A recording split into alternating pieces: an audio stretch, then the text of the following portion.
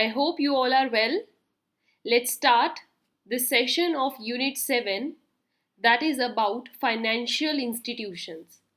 आप सबको पता है कि अभी तक हमने जो भी डिस्कस किया है that is all about financial terms, banking regulations, various banking norms, various financial markets.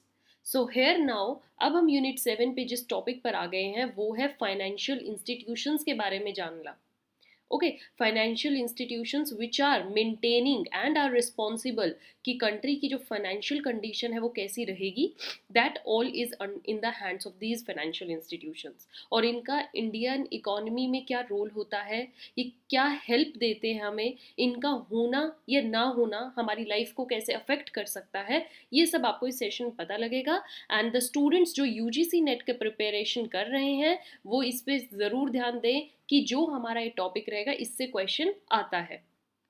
All right students, so basically first of all financial institution क्या होते हैं, क्या होता है फाइनेंशियल इंस्टीट्यूशन का काम, वट एक्चुअली इट इज. अगर आपसे कोई वन वर्ड में पूछे, वन लाइन में, वट इज इट, सो आप क्या बोलेंगे? फाइनेंशियल इंस्टीट्यूशन एक ऐसी एंटिटी होती है या एक ऐसे एंटरप्राइज, ऐसा इंस्टीट्यूशन प्लेस होता है जो कि मॉनेटरी और फाइनेंशियल सर्विसेज, मॉनेटरी की स्पेल यहाँ पर होगी MONETROY. Okay, so it's monetary और फाइनेंशियल सर्विसेज देना लोगों को फाइनेंशियल इंस्टीट्यूशन का काम होता है. मनी की भी सर्विसेज और फाइनेंशियल सर्विसेज भी अदर.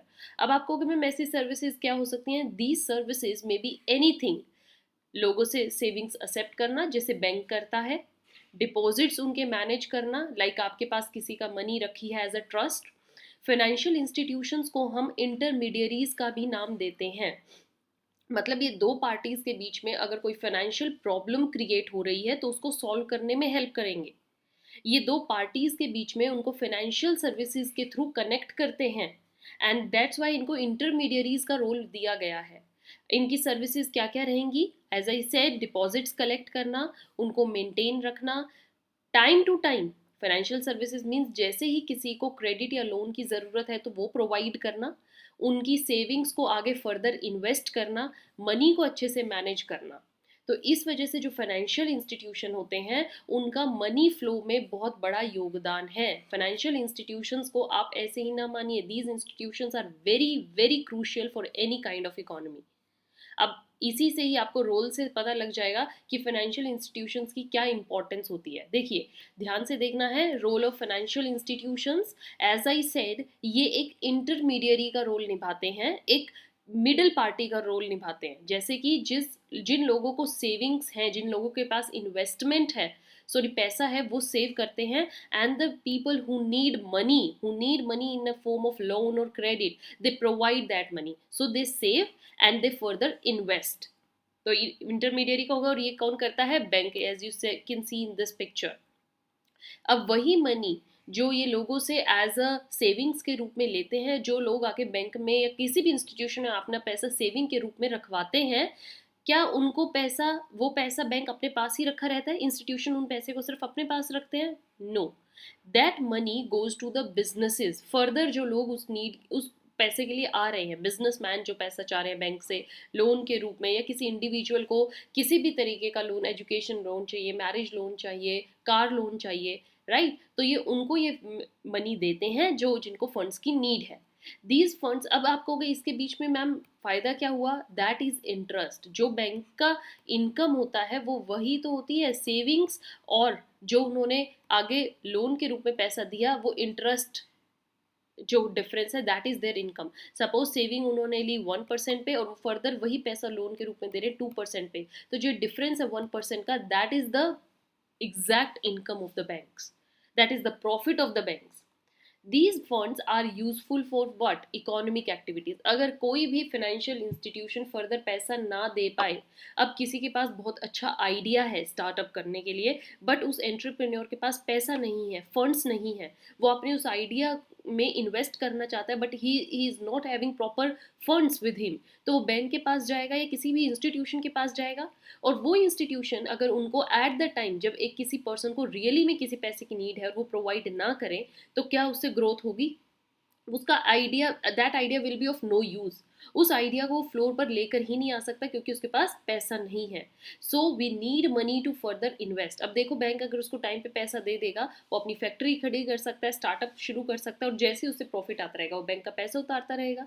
तो इट्स लाइक कि इकोनॉमिक एक्टिविटीज में ये बहुत बड़ा रोल प्ले करते हैं अगर ये टाइम पर लोगों को पैसा दे।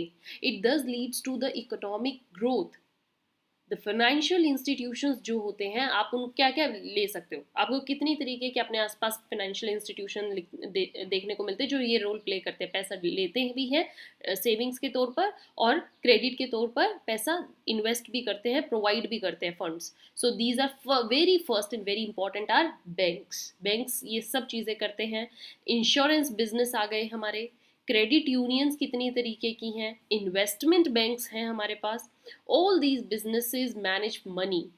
Financial institutions also have regulations, इनके अपने रूल्स रेगुलेशन से कानून कायदे के साथ चलते हैं, वरना तो पैसा आएगा हबड़ तबड़ हो जाएगी। They have a governing body, और वो गवर्निंग बॉडी कौन है? जैसे बैंक्स को कौन मैनेज करता है? आरबीआई, है ना। आरबीआई अपनी रूल्स रेगुलेशंस जो टाइम टू टाइम पर निकालता है, उनके अकॉर्डिंग हर बैंक की जिम्मेदारी है उनको फॉलो करना। और अगर कोई बैंक किसी भी गाइडलाइन या रूल के खिलाफ जाएगा, आरबीआई उस बैंक के लाइसेंस को कैंसिल कर सकता है, रजिस्ट्रेशन कैंसिल कर सकता है। Okay, so financial institutions are in both private sector और गवर्नमेंट सेक्टर, दोनों में आपको देखने को मिलते हैं, प्राइवेट भी होते हैं और गवर्नमेंट भी होते हैं।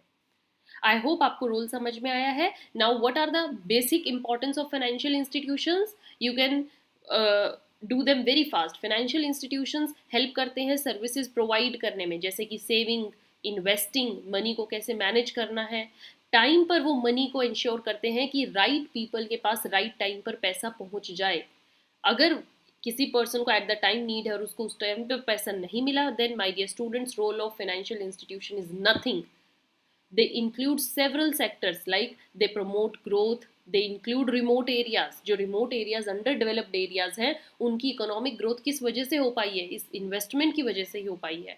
And if remote areas are growing along with the major areas, then there is ultimately boost in the economic growth। economic growth overall develop होगी, and this provide knowledge and assistance to everyone in helping better investment कैसे करनी है, saving decision.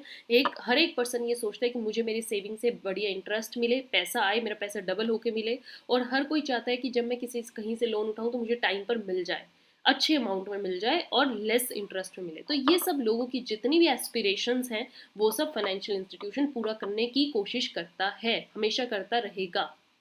Right?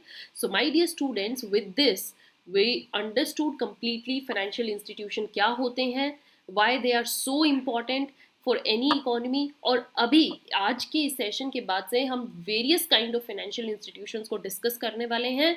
You have to stay alert, stay tuned, and keep following, keep sharing. Don't forget to subscribe. Here is the mail ID. You can send your any kind of notes, and the student who are having doubts in any kind of notes, they want my written notes, written hand notes, they can mail us through this. Thank you.